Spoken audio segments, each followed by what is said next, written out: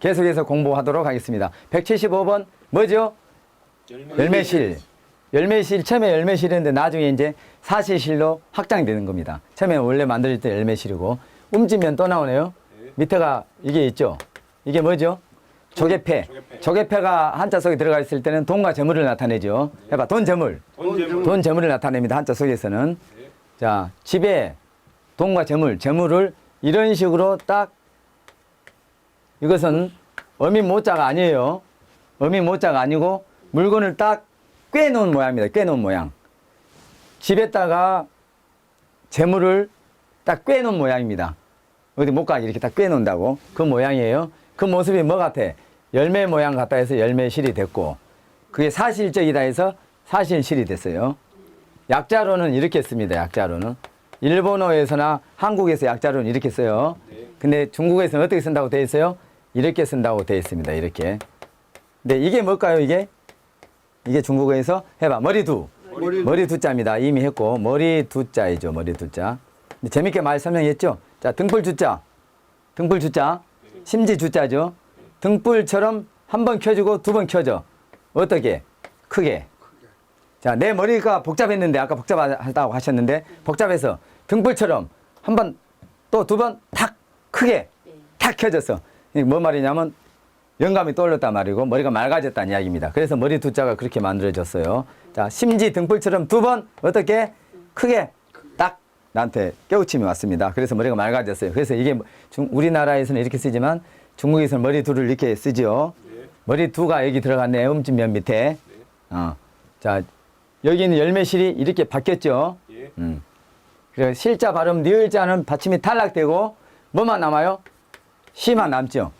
시만 남은 상태하고 발음을 비슷하게 해서 우리 한번 해보실까요? 네, 이것은 정확하게 하나 더 있습니다. 지금 제가 개발한 건데 한국 사람들은 이 발음을 그만 말씀 잘 하셨지만 이걸 그대로 발음하면 어떻게 돼요? 그냥 슬이 되잖아요. 슬. 근데 그 슬이 아니고 하나 더 있어봐요. 그러면 슐 이렇게 되죠. 해봐. 슐 이렇게 된단 말이죠. 그래서 이게 한국에서는 이게 은데 이거 하나 이렇게는 안 써요. 근데 발음을 할 수 있잖아요. 이렇게 발음을 해봐. 이거 유, 그, 규, 스, 슈 그렇게 되는 거지. 스, 슈.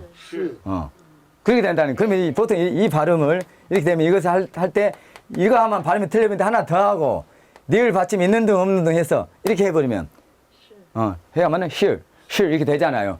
한국 사람이 아무리 잘해도 중국 사람처럼 못하는데 이렇게 하니까 그래도 많이 가까워지더라는 이야기지. 이런 게 진짜 교육이잖아요. 그렇지 않습니까? 자, 그런 의미에서 중국인 앞에서 말하는 게 좀 떨리네.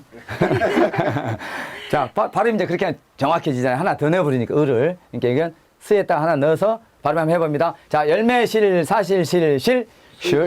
열매실, 사실실, 실. 그렇게. 아니, 이성이니까.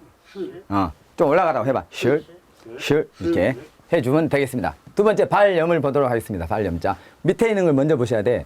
자, 발집 엄자입니다. 그 다음에 그 밑에 이렇게 있습니다. 자, 요것은 뭐냐면, 요것은 여러분 잘 하셔야 돼. 요것은 이게 뭐예요? 벼화. 벼화가 두 개 있어요. 벼화가. 벼가 두 개가 있어. 근데 이것은 뭐냐면, 이것은 돼지머리 개자인데, 손으로 물건 진다 그랬지 않습니까? 손으로 쥐는 모습. 손으로 쥐는 모습. 손으로 물건을 잡는 모습이라고. 그러면 벼화가 좀 이렇게 쓸게요. 벼화가 이렇게 두 개가 있어. 벼가 두 개 있다고. 이 두 개를 한꺼번에 잡아, 이렇게 손으로. 벼 두 개를 이렇게 잡는다고. 그러면 두 개를 겸해서 잡았잖아요. 그래서 겸할 겸자가 됩니다. 이것은 이게 복잡한 게 이렇게 줄여서 한 번에 만들어. 그래서 이렇게 됐습니다. 벼 두 개를 한 번에 잡는다 해서 겸해서 잡는다 해서 겸할 겸자다. 겸할 겸자. 이게 겸할 겸자고. 그럼 이 위에 있는 게 바위집 엄자죠. 바위집 엄자. 자, 바위집이라는 집에서 겸합니다. 집에서 뭘 겸해? 일을 겸해. 부업한다고, 부업. 그럼 부자니까 부업하겠어요? 좀 가난하니까 부업하겠어요? 가난하니까 부업을 하겠죠? 일 두 가지를 겸한다고. 그러니까 청렴하다는 뜻입니다. 해봐. 청렴할염. 청렴할염. 아, 집에서 일을 겸한다. 그러니까 가난하니까 청렴하니까 청렴할 염자다. 네. 근데 그 사람들은 비싼 걸 쓰겠어요? 아니면 값싼 물건을 쓰겠어요? 그래서 값쌀염도 돼. 값쌀염도. 자, 말을 만듭니다. 바위집이라는 집에서 겸합니다. 겸할 겸자. 무엇을 겸해? 일을 겸한다. 그러니까 값싼 물건을 쓰겠다. 값쌀염. 그리고 청렴하게 살겠다. 청렴할염. 그래서 청렴할 때 염자고 값싼 가격을 뭐라고 염가라 그러잖아요. 염가에 봉사한다. 그래서 그 염자도 돼요. 자, 그런데 그 위에다가 대죽자를 넣어봐. 대죽자를. 그럼 대나무는 대나무인데요. 이게 금방 값쌀 염자가 됐죠? 값싼 대나무를 가지고 만든 발. 발이 뭔지 알아요? 쭉 내리는 거. 그래서 이게 발 염자가 됐습니다. 발 염자가. 말이 만들어지잖아요. 그러면 바위집엄에 처음에 벼 두 개를 하나 잡는다 겸할 겸 그게 바위집엄 속에 들어있어서 청렴할염, 값쌀염, 값싼 대나무로 만든 발염이 딱 되는 거고 하나 한자 알기 위해서 몇 수십 가지 글자를 동시에 알아버린다는 이야기고 단어까지. 이건 옛날에 우리 조선시대 때 수렴청정 왕이 어릴 때 그 왕 어머니가 대신 정사를 보는데 자기 앞에 발로 쭉 내려가 자기 얼굴 안 보이게 해놓은 들이울 숫자 발을 들여놓고 정사를 돌본다 해서 수렴청정할 때 염자이기도 하고 자, 발 염자. 근데 중국 관체자에서는 이렇게 바뀌었잖아요. 대나무를 값싼 걸 써서 만든 발인데 중국에서는 이 구멍이 흐리죠. 자, 구멍을 뭘로 막았어요? 수건. 근데 아까 수건을 나타내는 건 수건을 천으로 만드니 천이라는 뜻도 있지만 우두머리 뜻도 있다 그랬죠. 근데 여기서는 천이겠죠. 구멍이니까. 구멍을 천으로 막아. 구멍 뚫어져 있는데 그걸 천으로 막아. 발이죠, 발. 예. 근데 여기는 이제 값싼 대나무로 발을 만들었고 중국어에서는 구멍을 천으로 막기 위해서 만든 발. 그렇게 해서 간처가 됐다 생각을 하면은 딱 보면 구멍을 천으로 막았네. 발이구나. 이렇게 생각을 하란 말이지. 이게 외워지기 전까지는.